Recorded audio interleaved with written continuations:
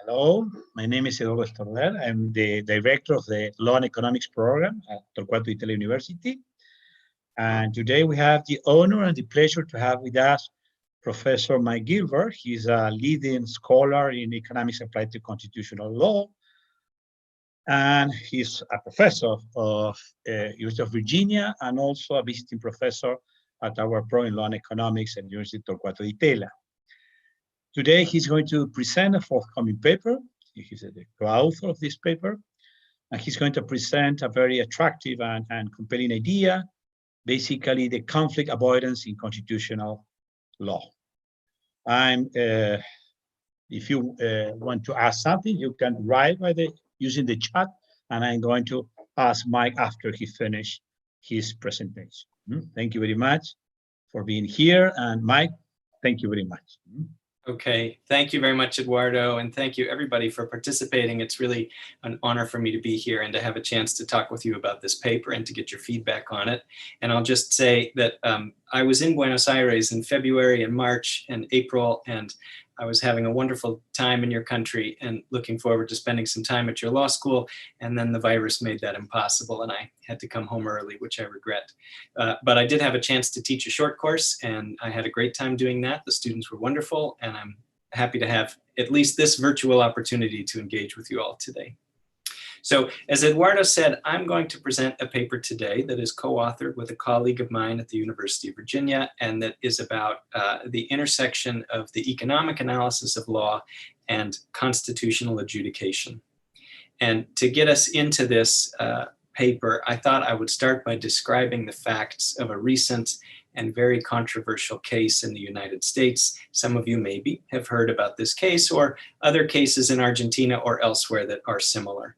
So here are the facts. A gay couple, two men, went into a bakery and they asked the baker to please prepare a custom cake for their wedding.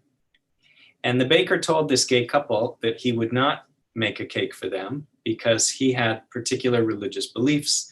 And according to his religious beliefs, same-sex marriage is impermissible.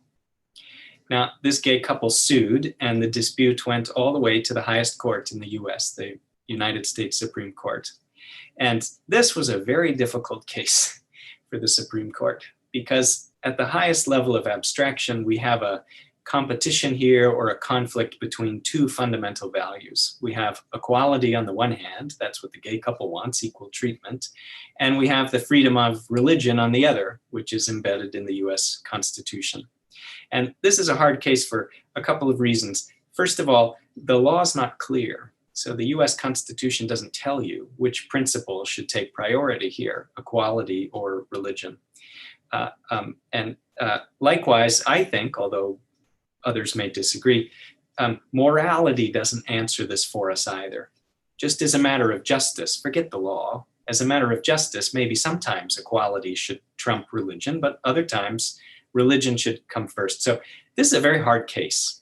The law, justice, they don't make it clear. And the judges don't know what to do. They're not experts in balancing these values. It's a hard case for another reason too. It put a great deal of political pressure on the court. The court doesn't know what the right answer is, and whatever answer they generate could challenge the court's legitimacy, its institutional standing. Okay, here's how scholars tend to think about hard cases like this, at least scholars in the United States. How do you resolve them?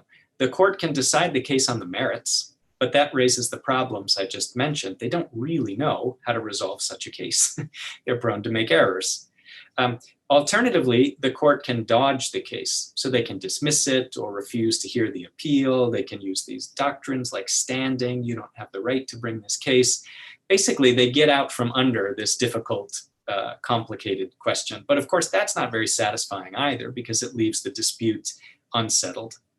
So in this paper, my co-author and I, we propose a third way, a kind of default rule or a tiebreaker for the resolution of very difficult cases like the one I've described. And we refer to this default principle as the conflict avoidance principle. And I'm just going to briefly explain to you how the principle would work in the context of this case. And then I'll back up and walk through the argument a little bit more slowly. So here's what we would ask. of both the baker and the gay couple. We would say, here's the simple version of this, how hard would it have been for you to get what you wanted through some alternative means? So for the gay couple, the question would be something like, how hard would it have been for you to go to a different bakery and get a cake of equal quality?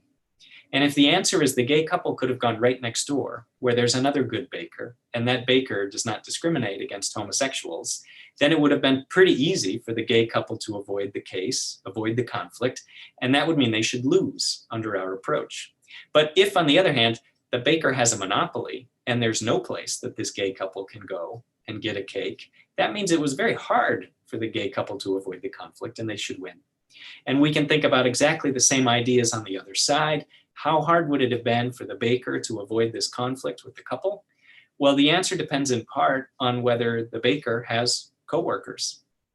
Is there another baker in the building who would bake the cake and who doesn't care if you're straight or gay? Well, if the answer to that is yes, then it would have been very easy for the baker to avoid this conflict by just asking the coworker to bake the cake. And in that case, the baker should lose. Whereas if this was the real case, the baker works alone, there's nobody else there to bake a cake, well, then there's really no alternative way for the baker to get this done.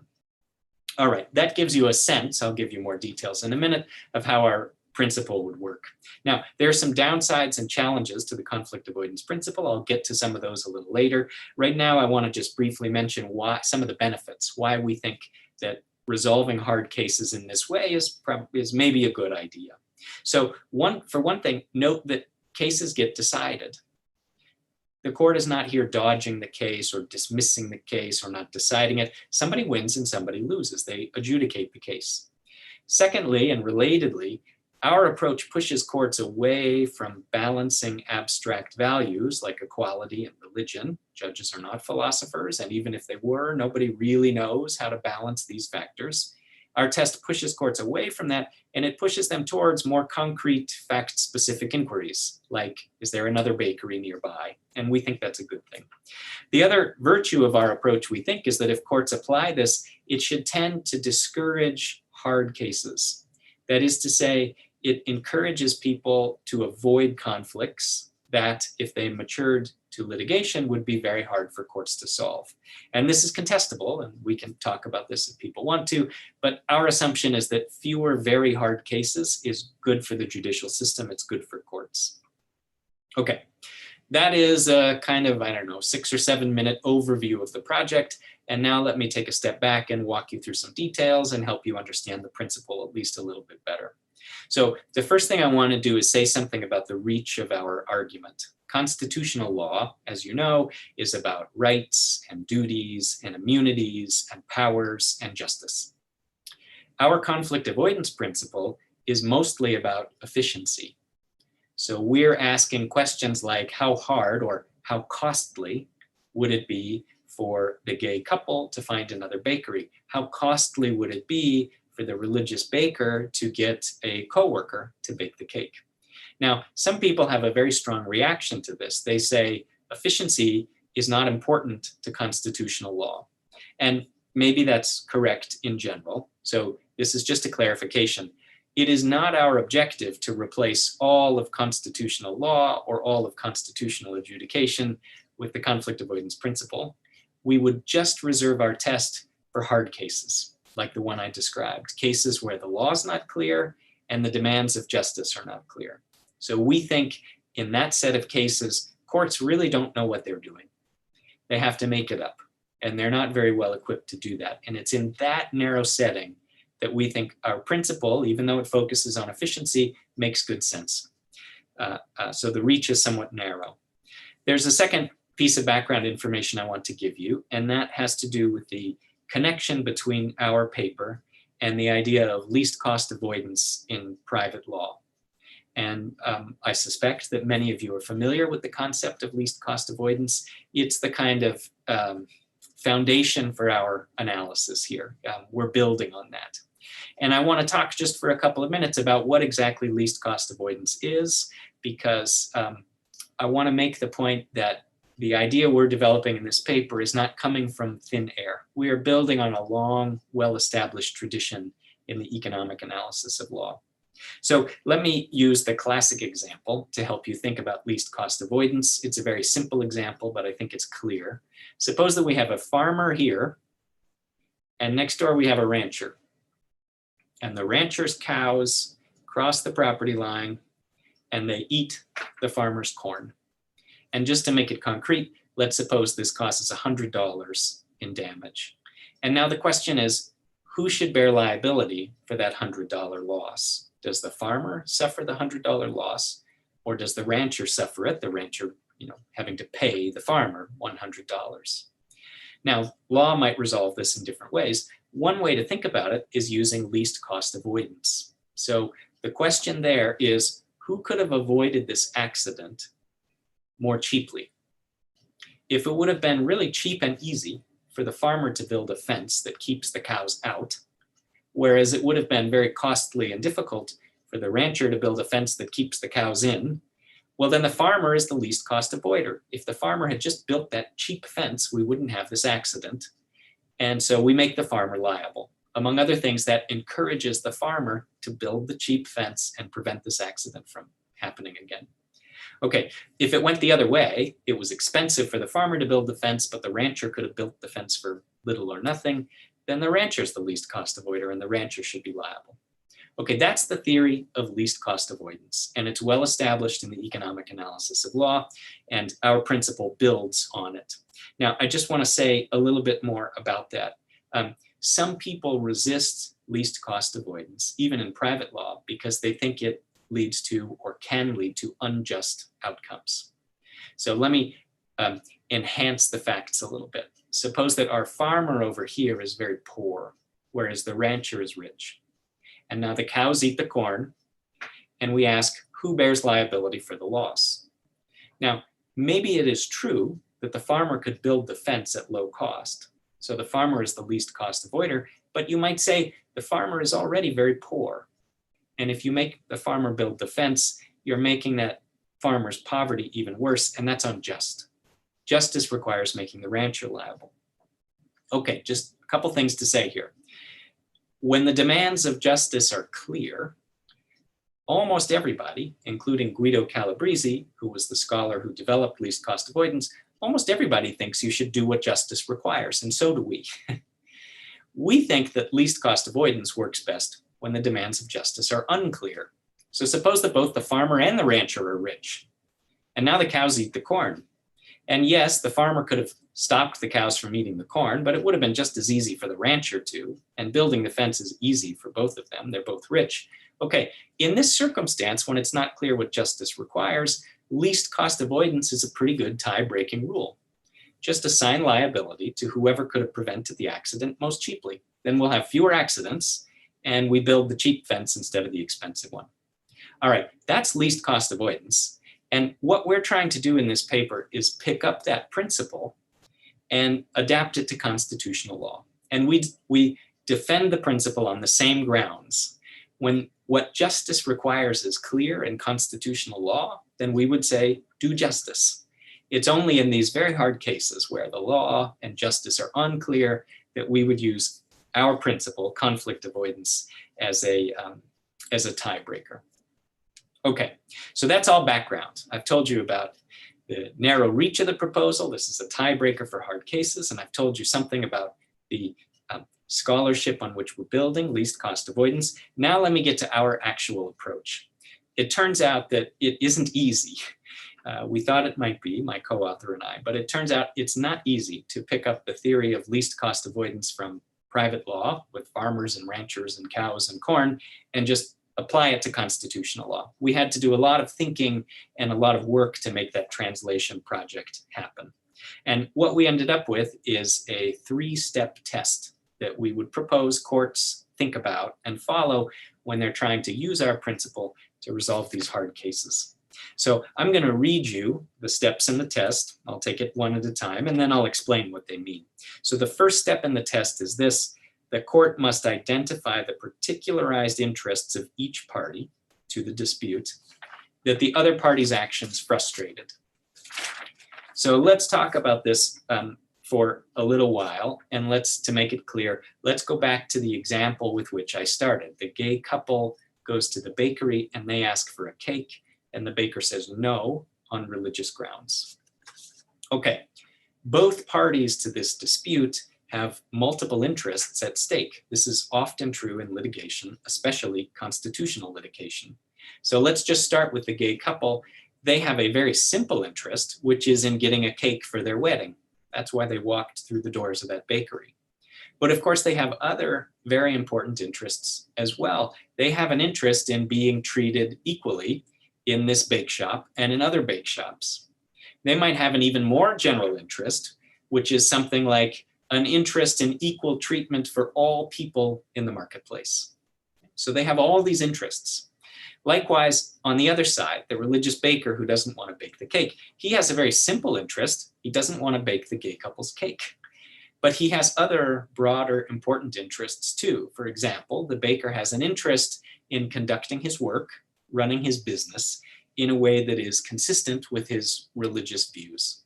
Okay, so these are all interests. But in our view, the court should not attempt to consider all these interests. Instead, the court should narrow the inquiry down and focus only on the parties' particularized interests. So let's go back to the gay couple. Yes, they have an interest in being treated equally in the marketplace, they and all other same-sex couples. But that interest is not particular to them. That interest in equal treatment, though very important, is a general interest. Lots and lots of people have that interest, including me. And lots of people will have that interest before this case, after this case. They'll have that interest no matter how the court resolves this case. So that's not a particularized interest. That's a general interest. The interest that is particularized to this couple, the particular thing that is at stake for them and no one else in this adjudication is whether they get this cake for their wedding. And we would focus there. That's their particularized interest. Same thing on the other side. The religious baker has these broad interests in doing his work in a way that's consistent with his religious views, but we would say that's a general interest. Lots and lots of people have that interest, not just you, and lots of people will have that interest before this case, after this case. They'll have it no matter how the court resolves it. The interest that is particular to the baker in this case, the thing that is at stake for him and no one else, is much narrower. It's his interest in not baking a cake for this wedding.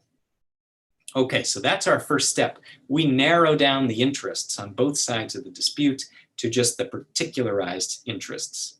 Now you might ask, why do you do that? Constitutional law, take my example, this case is not just about a cake. It's about equality and religion. We agree, we completely agree. But nevertheless, we would narrow the inquiry to these particularized interests for the following reason. If you try to focus on the generalized interests, the gay couple has a general interest in equal treatment in the marketplace. The baker has a general interest in doing his work consistently with his religion. Well, now the interests are so broad that they closely resemble the values we talked about at the beginning. It's just equality versus religion again. And we've already concluded that even though those two values are hugely important, courts don't know how to balance them in this case or in general. So the reason we focus on the particularized interests is not because the general interests aren't important to us. They're very important. It's because we don't think courts know what to do with those generalized interests. So we're trying to refocus the discussion to particularized interests. We're trying to refocus the discussion to issues where courts can actually collect facts and evidence rather than just philosophizing. And we think that's good. It makes it easier to resolve these cases in a more principled and objective way. Okay, so that's the first step in our test. You have to narrow the interests to the particularized interests. Now here's the second step, and this one's easier and faster to explain. I'll read it to you, then I'll talk through it. Courts must ask how costly it would have been for a reasonable person in each party's position to secure their particularized interests without making the demand on the other party. So this is easier to understand if we talk it through in the context of my example. Let's start again with the gay couple. Their particularized interest is in getting a cake for their wedding.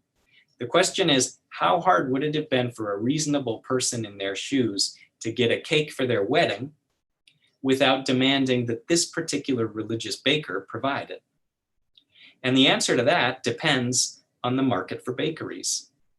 As I already said at the beginning, if there's another bakery nearby, around the corner, down the street, and the quality is equally good, and this other bakery does not discriminate against homosexuals, well then it's pretty cheap, it's pretty easy for the gay couple to get what they want, the wedding cake, without asking the religious baker to provide it. They can just go to another bakery nearby.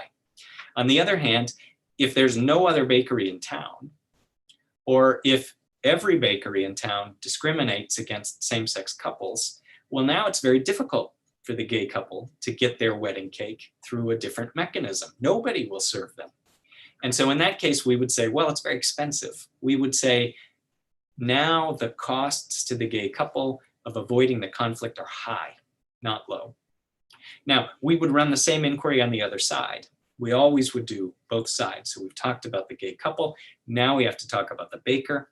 How hard would it be for the baker to get what he wants, his particularized interest, which is not baking this couple's cake? How hard would it be for him to get that without making the specific demand on the couple that they leave his bake shop and don't come back? So the answer to that depends on who else works at the bake shop. So remember, if the religious baker has a coworker who doesn't care if you're straight or gay and is perfectly happy to bake the cake, then it would be very easy for the baker to avoid this conflict. He could just ask the coworker to bake the cake. Whereas if there is no other baker in the bakery, then of course it's much harder for the bakery owner to avoid this conflict. He might have to do something like tell the couple, well, I'll call a bakery in the next town over and I'll get them to bake the cake. Okay, this is harder, this is more complicated. All right, so the question under step 2, here's another way to think about it, is, and to summarize it, for each party, what are their costs of avoidance? How hard or how costly would it have been for you to get what you wanted without arguing with this baker? And how hard would it have been for the baker to get what they wanted, not baking the cake, without telling the gay couple no? Okay. Let me turn now to step 3 in our test. This one's very simple and straightforward. It's a comparison of the costs. And this is where you see the connection to least cost avoidance most directly. The question is, who could have avoided the conflict at lower cost? So if the gay couple could have gone right next door to an equally good baker and gotten their cake there, whereas for the baker, it would have been very difficult to avoid the conflict. There are no other bakers in the shop who could have done the work, then we would say the gay couple's avoidance costs are lower, and so we would rule against the gay couple. Just like when it's cheaper for the farmer to build the fence, in least cost avoidance, we would rule against the farmer. Now, if it came out the other way, this is the only bakery in town. They have a monopoly, so the gay couple can't really go anywhere else, not easily. Whereas the bakery has 10 bakers, and many of them don't care if you're straight or gay, and they would be happy to bake the cake. Well, now we would say avoiding the conflict was hard for the couple, but easy for the baker or the bakery, and so the bakery should lose. They should have to bake the couple's cake. Okay, so those are the 3 steps. We identify the particularized interests. We ask how hard it would have been or how costly for each party to achieve those particularized interests through other means. And then we just compare those costs as best we can. Whoever has the lower costs of avoidance, they lose. Okay, I've explained to you the principle that we develop in the paper, and I've explained it in the context of this example of this important case about the gay couple and the baker. Now, let me talk just briefly about a couple of other example cases, just to give you a fuller sense of how this might work in practice. So I'll tell you about 2 recent cases from the US Supreme Court that were controversial. The first one is a case called Janus. And here are the facts you need to know. Mark Janus worked for the state of Illinois, so he's a government employee. And the way the law works in Illinois is when you work for the government of Illinois, you are automatically represented by a union that bargains on behalf of federal employees, government employees. And you are required under Illinois law to pay a fee to that union. And you have to pay that fee whether you like the union or not. And Janus complained about this. He said, I pay the fee to the union. And then the union, among other things, it runs advertisements and commercials. It engages in speech and expression that I don't like or that I don't support. So this is like coerced speech. The state is making Janus pay for the union to engage in speech and expression that he doesn't like. And that's plausibly a violation of the freedom of speech in the US. Okay, so that's the case. Now, let me talk for a second about the other side. Why does the union, why does the law require all union, everyone represented by the union to pay a fee even if they don't want to? Well, it's because they're worried about a concept very familiar to economists. They're worried about free riding. If you don't make people pay for the union, then everybody will sit around waiting for someone else to pay for the union, and the union has no money, and they can't negotiate on workers' behalf. Okay, so let's assume this is a hard case, as I think many people think it was. The law is not clear. Then we can apply our principle. And the first question is to ask of each side, what are your particularized interests? Janus wants to work at a place that doesn't require him to pay for speech he opposes. He doesn't want to pay for speech that he doesn't like. And the union, on the other side, their particularized interest, there's more than one, but for the sake of time, I'll just focus on one. Their interest is in avoiding free riding. So now we can ask, step 2, how could each party have achieved their particularized interest without making the demand on the other party? Well, for the union, the question is something like, how could you have avoided the risk of free riding without making this guy, Janus, pay you a fee he doesn't want to pay? And in the actual case, the Supreme Court sort of talked about that, actually. It turns out there are different things unions can do to avoid free riding, like offering other benefits of union membership that makes people want to stay members, even when they don't agree with everything the union is doing. Now let's talk just for a minute about Janus's side. Step 2, how could he have achieved his particularized interest, not paying for speech he doesn't like, without making his demand of the union that they stop charging him fees? Well, here's the answer. He could quit and go work somewhere else. He could find a place where there's no union, or he could find a place where there's a union, but the money for the union goes to things he supports. Now, whether that would be easy or hard for Janus is kind of like the question of whether getting a cake somewhere else would be easier or hard for the gay couple. It depends on his skills, it depends on the market for his skills, and so on. Okay, if it was easy for Janus to switch jobs and very hard for the union to stop free riding, then we would rule against Janus. He could have avoided the conflict more easily by just leaving, and vice versa. Now, I don't want to take up too much more time, but I will just briefly mention one last example, and then I'll conclude. One more case from the US, Fisher. So Fisher was a case about affirmative action. Fisher applied for admission to a college, the University of Texas, which is a public school, and it's a good school. And Fisher did not get in. And Fisher was white, and she filed a lawsuit claiming that the University of Texas used race in admissions. Basically, they were admitting more African-American students, more Black students, and more Latino students than white students. And they were doing this deliberately based on skin color. So if you're Black, you get a plus, and if you're white, you get a minus. This is her argument. And she says this violates the Equal Protection Clause in the US Constitution. Okay, so let's just assume this is a hard case. On the one hand, we have let's just assume it's a hard case. So then we can apply the conflict avoidance principle. This is just one more example to see how this works. What are their particularized interests? On the school side, their interest is in getting a diverse student body. They don't want all their students to be white. They want a mix of students from different backgrounds and different races and so on. Now, what is Fisher's interest? Well, if you've read the paper, you know that there are different ways to characterize her interest, and I'm happy to talk about that in the question and answer if anyone's curious. But for now, I'll just focus on one way to understand her interest. Her interest is in getting a good college education. That's what she wants. She wants to get into this good school and get a good education. All right, so then we would proceed under step 2 of our test, and we would say, how easy or hard would it have been for each party to achieve their particularized interest without making the specific demand on the other? And for the university, the answer appears to be quite hard. How could they achieve a diverse student body without insisting that Fisher, when she applied, be subject to their affirmative action program? It seems like the university can't really achieve their objective in any other way, or at least not in any easy way. So the university's avoidance costs, the ability of them to get what they wanted without having a conflict with Fisher, seemed quite high. Now, what about on Fisher's side?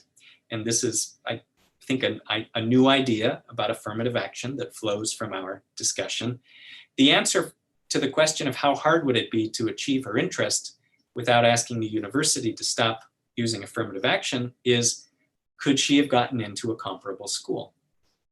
If there are many other colleges that she could have applied to and gone to, and that don't practice affirmative action or practice it in the same way, well, then she is analogous to the gay couple who have a bakery next door. It would be easy for her to get what she wants, a good college education, without asking the University of Texas to end their program.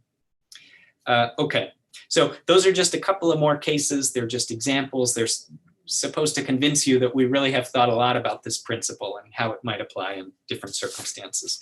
Now, I'll just say 2 last things by way of conclusion. So there are several things I could say here, but I'll just mention 2. So the first one is this. One might say in response to our principle that it would, if courts used this principle, they would have a lot of discretion. So there are some questions about what is and isn't a particularized interest, and you could have disagreement there. And there's the question of whether it is cheaper or costlier for this party to avoid the dispute, and you could have some disagreement there. It's hard to compare the costs of going to another bakery versus having a coworker bake the cake. Okay, so we agree. It's not like this is a simple, objective mathematical formula, but our view is that even though there's discretion here and courts could abuse it, we think there's less discretion here. The inquiry is more focused and more objective than what courts in the US are doing right now, where they make it up. The other thing I wanted to say by way of conclusion is that our whole paper starts from the assumption that it is costly for litigants and for courts and for society to have courts adjudicate these very hard cases. We think it's costly because it's controversial and because courts don't know what they're doing and they make mistakes. And we think our principles should tend to discourage the frequency with which those hard cases come up. People will avoid the conflicts on their own rather than going to court if the law is what we propose. But of course, you could disagree with this. You could say, no, I think hard conflicts are good for society, not bad. And we would just have to have a reasonable disagreement there. But of course, if your theory is right, the conflicts are good, not bad, then our principle doesn't work so well. In fact, you would want to reverse our principle. You would want to rule against the party who finds it harder to avoid the conflict, not the party who finds it easier, as that would encourage rather than discourage conflicts. So I'll stop there. Hopefully some of that was clear, and I'm happy to take questions. Mike, thank you very much. I begin myself making some questions. Let me tell you, let me start by saying that I find the idea very interesting, plausible. I think that the comparison of alternatives and the cost is a practical, an interesting idea. But let me make you some questions. Now, first, you mentioned something at the end of your presentation, but it is obvious that in general, we want to reduce accident, minimizing cost. It is not also that at every moment we want to avoid conflicts, hard cases, conflict that in many cases it could lead to positive externalities, and also in narrowing the problem to the alternatives of the party could avoid precisely what you want to resolve, which is the a general, clear, and principle-grounded rule, basically, in the more traditional view of constitutional law. And I find interesting this approach. I would use it, but I'm afraid that probably we're narrowing the problem so in much a particular way that maybe we avoided basically the constitutional problem, no? Which we will want in general, not for these parties, but in general, no? Maybe we're substituting the problem of equally treatment, no, and religion for the cake problem, for the sake of some kind of a pragmatism, which I value, and no? And also, if we use this principle, what I mean, this the avoidance principle, it is granted on what kind of philosophy? Because in the case of private law, it is clear that we can ground that on utilitarianism. Many kinds of utilitarianism are compatible, I think, with the idea of allocating the risk in a way that you minimize the social function. No? But in this case, it is not clear for me what we're doing at the end. Because if we're going to try to maximize some social function of utility, in that case, it could be useful to do this as a procedure to have more clear the alternatives. But at the end, we have to use some kind of an economic, to think, like, for example, in terms of some rule utilitarian mechanism to say, okay, we got these 3-4 rules, which is the one that minimizes this or no? I still find very attractive, of course, I find very attractive, but I'm afraid that we could, as I mentioned, we could be probably not avoiding, not the conflict, but the constitutional problem we want to solve, no? Yes. Okay, great. These are all great questions. And I think I detected 3 questions there. I'll try to answer all 3. And if I missed something, let me know and I'll come back to it. On your first point, I understand you to be saying that the idea of least cost avoidance, or just accident avoidance in general, is easy to understand and justify in the context of tort law or accident law.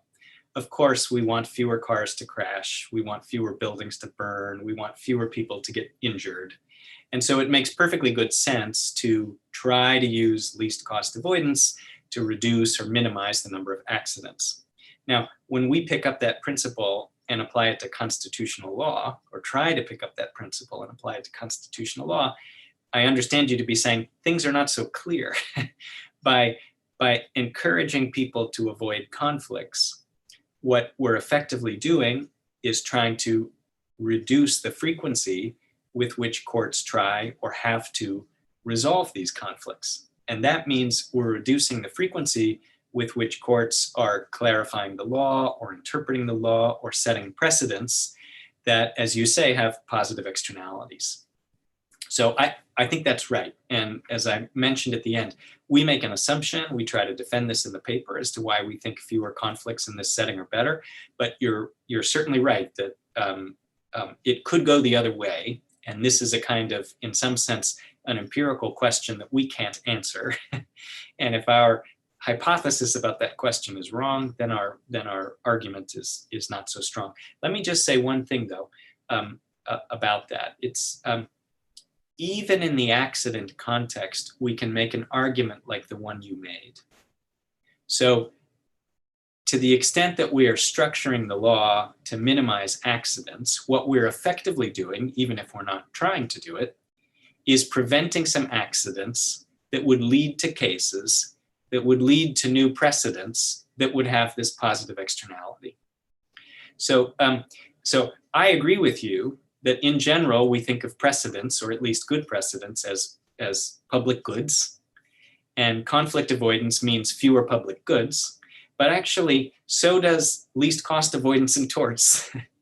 So it's not that you're argument is wrong, it could be exactly right. But if it's right, a version of it applies in torts too, and in contracts, and in lots of settings.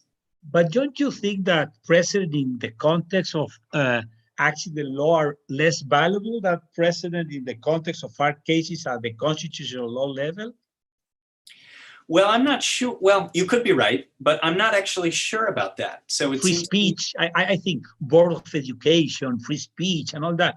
And when I read, for example, the precedent of the common law in the US tradition, in the accident law, they're so simple. I mean, there are 2 or 3 big cases, no? Yes. Yep. So I think,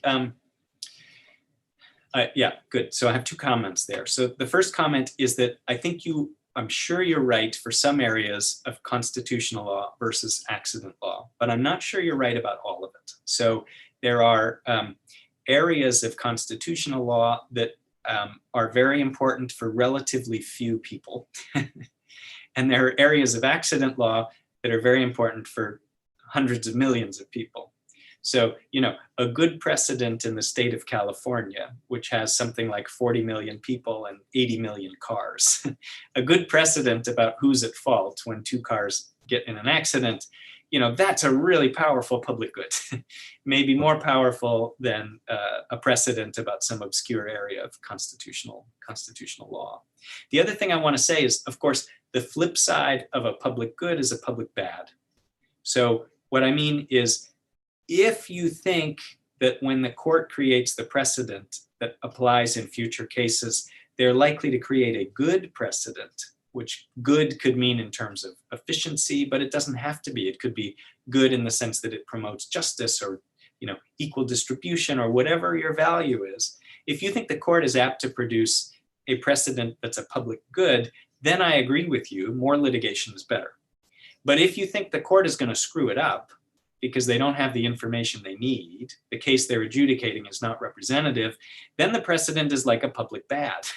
It doesn't just harm the litigants to this case, it harms everybody who's subject to that precedent.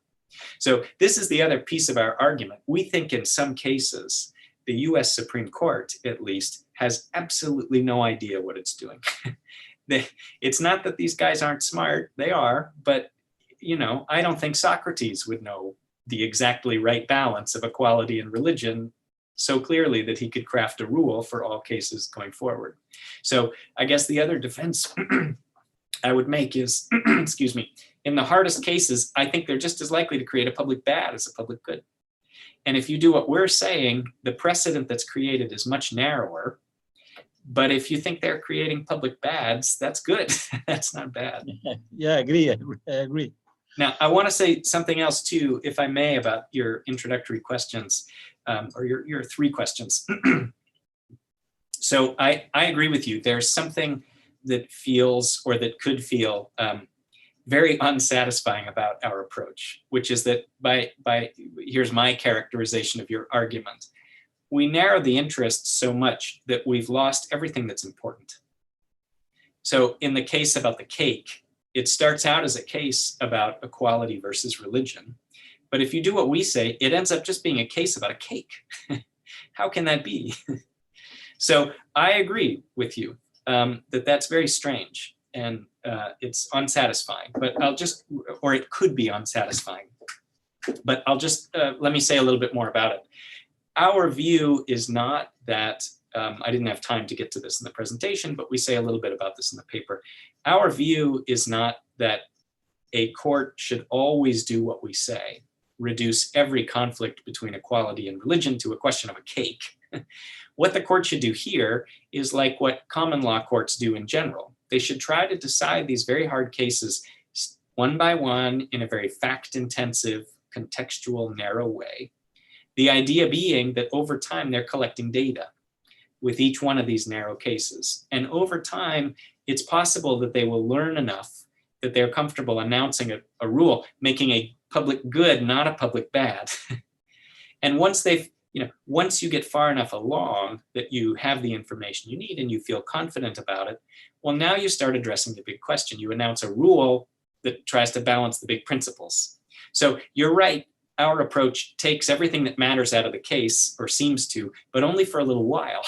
If everything goes according to plan, courts learn over time, and the case-by-case adjudication crystallizes into a principle. And then, if I may, I'll just say something about, it's a great question. What's our justification? What's the kind of big picture rationale for doing what we say? So what I would like to be able to argue, but I can't, is that our approach is welfare maximizing. I would like to be able to argue that, because that is a pretty standard, objective in economics, and in, utilitarianism is one version of this, but there are other ways to think about what welfare means and how to maximize it. The problem is we don't want to argue that our approach maximizes welfare, because knowing whether that's true requires lots of information that we just do not possess. And we don't want to claim that we do possess that. So our argument in favor of conflict avoidance really falls back on something simpler and maybe less satisfying, but easier, which is the kinds of ideas we've just talked about. We think narrower decisions by which courts accumulate information over time and reduce hard conflicts, at least for a while. We think these are all important legal values, and that's the justification for our approach. No, the idea of a bottom-up approach, like a common law, is very interesting. You can learn, as a Hayekian process of, or you accumulate evidence, and finally some answers come up, and then you can arrive to a more inclusive idea of justice. Because at the end, as you said, we don't have a mechanism, to know what is just in hard cases. So I find very interesting. I have a question, a very actual question from Graciela Cochuelo. Thank you, Graciela. Graciela says, hello, I'm connecting from Argentina, Patagonia, where we currently have a problem with the issue of land grabbing by native people. They really claim that they believe is theirs, but for this, they have appropriated land from individuals. Now the state wants to buy them, to deliver them to the native peoples. Would that be a clear example to solve with what you explain? Thank you. Would not be a clear example to solve with what you explain? Thank you. That's what Graciela is asking. Okay, great. So I just want to be sure I understand the question, Eduardo. Maybe you, or if Graciela's on the call. Native people, that is basically inviting, because in a certain way in a constitution, we got a clear system of property rights, a very traditional one that comes from the French civil code, but at the same time, we have, there's some kind of general rules for respecting identity and collective property of native people. And these rules could be, in a sense, it is very difficult to explain the problem, because also contextual, But basically, the states, the solution, it appears to be, the state wants to buy them, to deliver them to the native peoples. So by the landowner's property. By the landowners to deliver to native peoples, And the question is, would not be a clear example to solve with that you explain? Yes. So this is a great issue. I did not know about this. We have all kinds of complicated and controversial questions in the United States too about property ownership between indigenous Americans and everybody else. So here's how I would think about it. We'll assume that as a legal matter, this question is difficult. Let me say quickly that, and maybe this Graciela's question, the way it's written, is getting at this a little bit.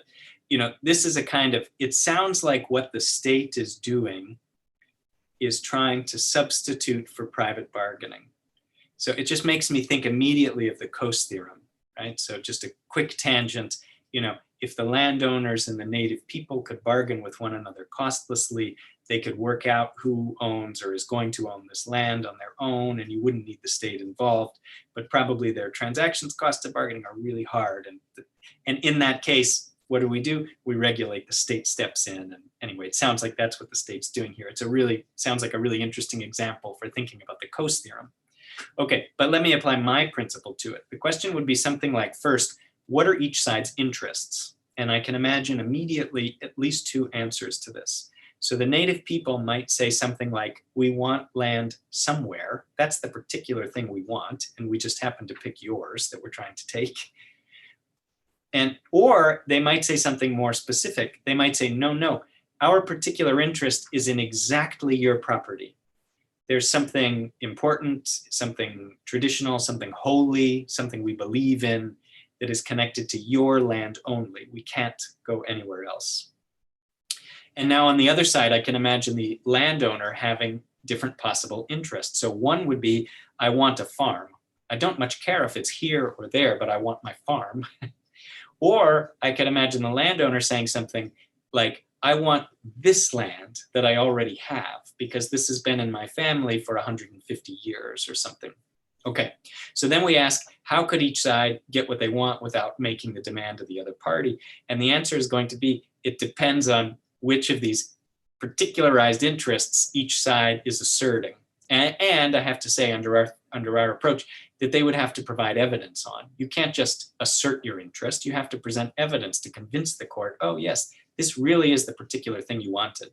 So I can imagine some easy cases and some hard ones. The easy case is when the native people can show that the thing they really want is your land and yours only. And on the other side, the landowner says, well, I want a 100-acre farm, but it's not that important if it's here or there. Well, in that case, it would be easier for the landowner to move and for the native people to take this, sacred land than the other way around. But you can imagine a hard case too. And the hard case is when the native people only want this property, that's their particularized interest, and the landowner's particularized interest is in only this property because it's been in my family for 150 years and no other farm is a good substitute. I want this one and only this one. So when that's your situation, then each side's avoidance cost is very high. There's really no way that either side can get what they want without the other side giving something up. And, as we say in the paper, in cases like that, our theory doesn't work. You need variation, you need a difference in the avoidance costs in order for our theory to work. And sometimes you won't be able to see that difference. The costs on both sides will look equally low or equally high. And then we give up. We don't know. It's just a hard case. Well, I think that offers a gear dance to start. It is interesting. I mean, in the case, apply to the case that Graciela asked, Yeah. It's very interesting.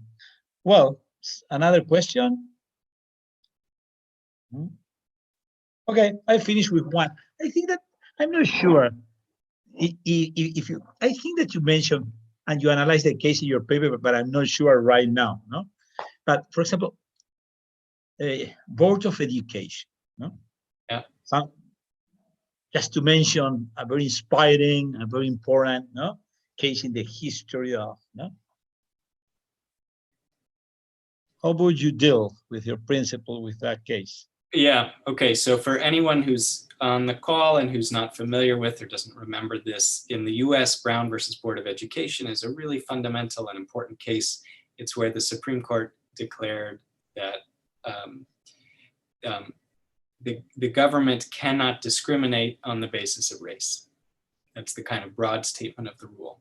So up until that time, for example, government-run schools, there were separate schools for white children and black children, and the Supreme Court said, you can't do that. You have to treat everybody equally. They all go to the same school. And Brown versus Board of Education is this profoundly important case in the US and has been for a very long time. Okay, so my co-author and I thought very long and very hard about this. Because as some of you might know, if you're trying to develop a theory or an idea about constitutional law in the United States that gives or might give the wrong answer to Brown versus Board of Education, then everyone agrees your theory is wrong. You have to find a way to develop a principle that yields the correct, just answer in Brown versus Board of Education. So here's what I'd say about that. So there's lots of things, but I'll try to keep it brief. So the first thing is, remember that we would only think of our principle as a tiebreaker for hard cases, where we define hard cases to mean cases where the law and justice are unclear. Now, I think virtually everyone today, and many people back in the 1950s would say Brown versus Board of Education is a controversial case politically, but it's not a hard case. What the Constitution requires and what justice requires is clear. You can't discriminate this way. Okay, so if that's right, then you never get to our principle, and you don't need to use it. But maybe you say, maybe Eduardo says, but that's a cheap answer. Let's just assume the case is hard. I tend to agree with you, but I'm trying to think in the alternative, just to test your principle. I agree. I appreciate it. But I tend to agree with you. But let's run the other side of it. Let's say that at least at the time it was decided, many people thought Brown was a difficult case. Maybe the government has the power to discriminate against people in this way. So then you would have to run our analysis so that the actual facts of the case were some Black children who want to go to a white school because they understand perfectly well that the white school is better. The government gives the school more money, it has more books, it has better resources. This wasn't, the US history here is terrible. It wasn't just separate schools for Black and whites. Black kids' schools were terrible and white kids' schools were really good. There was a big inequality here, or really good by comparison. Okay, so if you want to use our approach, you got to get away from the principles and focus on the actual parties to the case. And the first step is, what are their particularized interests? And it would be something like, for the Black challengers to the law, they want a good integrated education. They want to be in school with white kids, in part because that integration leads to all kinds of social mobility and educational opportunities, job opportunities. Okay. And what do the parties on the other side of this want? It's basically the parents of these white kids. They want their kids to go to a white-only school. Okay, so then the second step of our test is we have to ask how hard it would have been for each party to get what they wanted without making this demand of the other party. Now, for the white students and their parents, their demand is a whites-only school. How could they get that without telling these Black students to go away?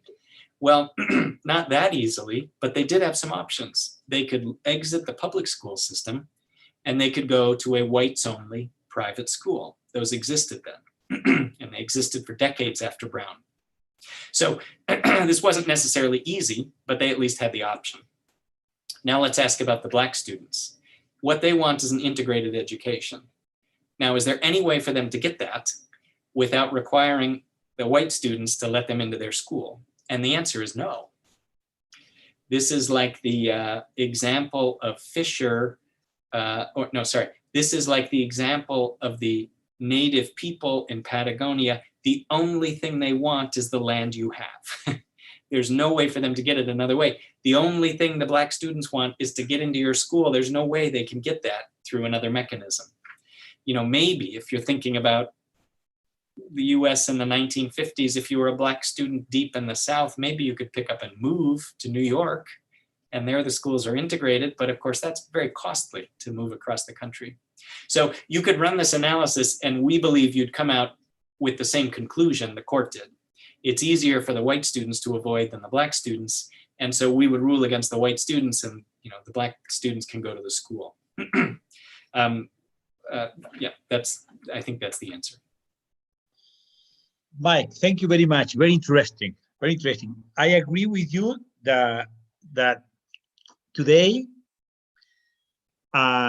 even considering very traditional ideas of justice, it is not a hard case. But I think that the principle that you develop with your co-author can explain it and can accommodate Brown versus Board of Education.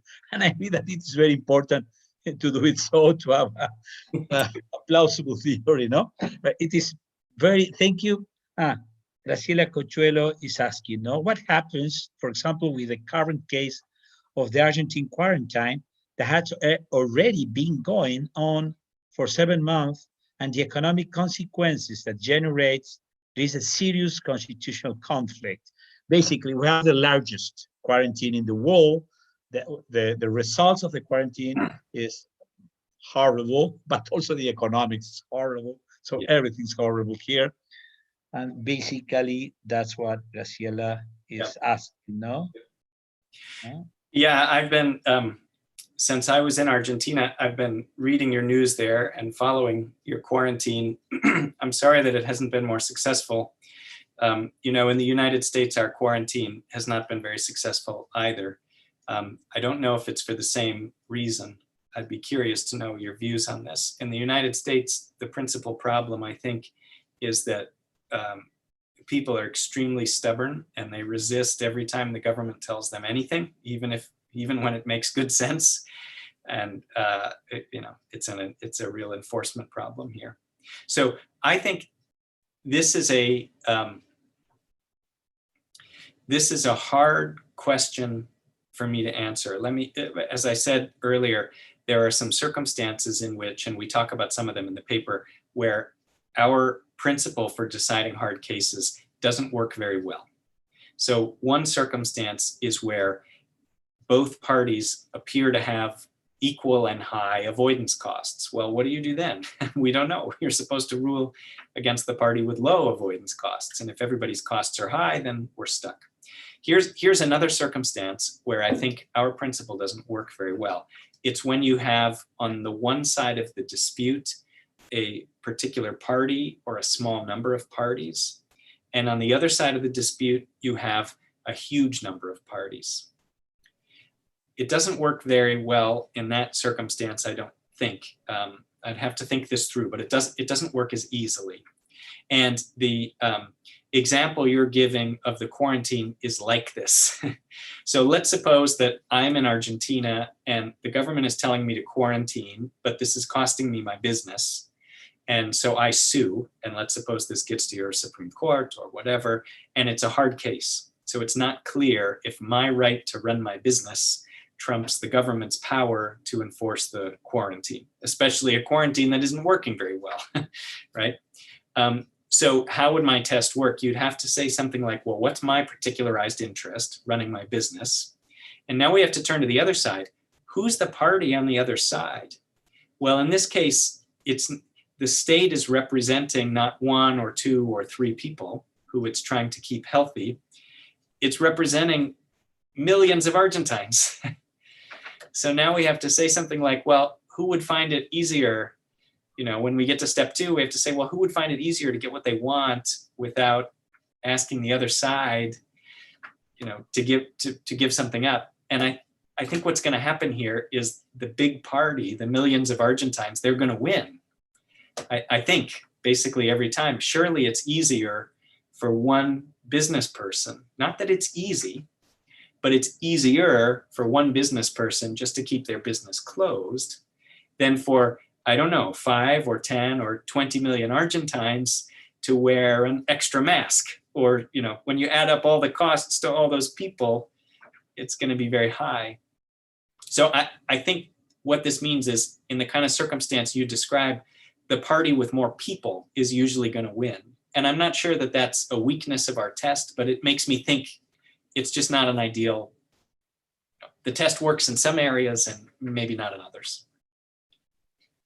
We got one more question, and because basically we got a dissertation in a minute. Gabriela Toth is asking, do you think that for United States case, no? Do you think that Fortnite versus Apple is a hard case? Would you advise to these companies apply your method? Yeah, so I don't know if you all are familiar with the dispute between Fortnite and Apple. I don't have all the details myself, but I know a little bit because my children like to play Fortnite. and they were very unhappy when they couldn't play it on an Apple device that we have. So I don't really know the details of the case beyond something. I think it's something like this. Fortnite doesn't want to pay Apple's fee to list their product on Apple's website. And so Apple just kicked them off. And so now Fortnite is trying to get to millions and billions of customers using something other than Apple's App Store. But it's tricky because lots of people have Apple devices, and Fortnite would like access to that market. So I don't, yeah, I see your comment. You have nephews who are very worried about this. Yes, children all over the world are interested in this dispute about trade practices and monopoly. This could be a great, in the same way that Harry Potter taught millions of children to read, the dispute between Apple and Fortnite could make millions of children interested in antitrust law or monopoly. So I don't know if the case is hard as a matter of US law. I just don't know enough about the case, and this is not my area of law. But let's just assume, for the sake of example, that the case is hard. And then we could just try to run the test. What are their particularized interests? They're, I think, pretty easy to identify here. Fortnite wants to distribute its product to Apple customers with a lower fee, and Apple wants to make more money. And then the question becomes, well, who could have gotten what they wanted without requiring this of the other party? And you'd need a lot of information there. I think it's hard to answer, actually. So on the Fortnite side, the question is, how hard would it be for them to do what they're trying to do, which is reach all these Apple customers without going through Apple's system? I think the answer is it's extremely hard for them to do that. Apple is the gatekeeper, but I'm not sure that's right. And on the other side, the question for Apple would be, how hard would it be for you to get what you want? You get the fee without lowering their price or what they pay you. I mean, they can't. It's just a pure distributional question. If they lower the fee, Fortnite makes more money and Apple makes less. So it seems to me this is a case where the avoidance costs for both sides are very high. And so it's not an easy case for our test. And what's happening in this case, it's a problem many of you have probably studied. It's a bilateral monopoly. The only way for me to get what I want is to deal with you. And the only way for you to get what you want is to deal with me. And a bilateral monopoly in the business setting is analogous to circumstances for us where both sides have very high avoidance costs. They have to deal with each other. So it's a hard test for us, but it's a hard problem for our test, but it's a hard problem in economics in general. Bilateral monopoly is it's very hard. Mike, thank you. Thank you very much. It's been a wonderful seminar. Thank you. Thank you very much for being with us today. Thank you. Be in touch, and thank you everybody for being here. I just say something in Spanish. El 10 del 11, ¿no? Inés Labat, una egresada nuestra, con su tesis doctoral, donde ella presenta un modelo que explica una parte de cómo los jueces llenan contratos que están incompletos, distinto a la teoría más clásica de la teoría del contrato perfecto. Así que ella lo presentó en NYU, viene trabajando, tiene datos muy interesantes y un trabajo muy original. Muchas gracias, Mike. Thank you very much. We're in touch. Thank you very much. Thank you. Gracias a todos. Bye bye. Gracias.